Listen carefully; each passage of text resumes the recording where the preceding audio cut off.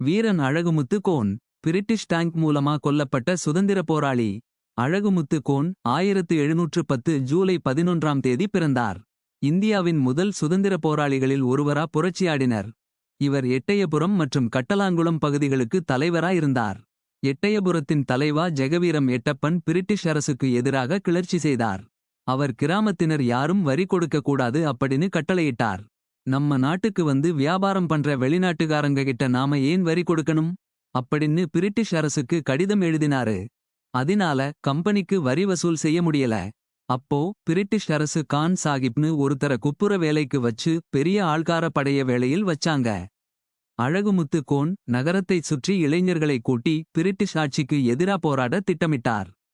சதியா நடந்துட்டு அவரோட திட்டம் வெளியே போயிடுச்சு.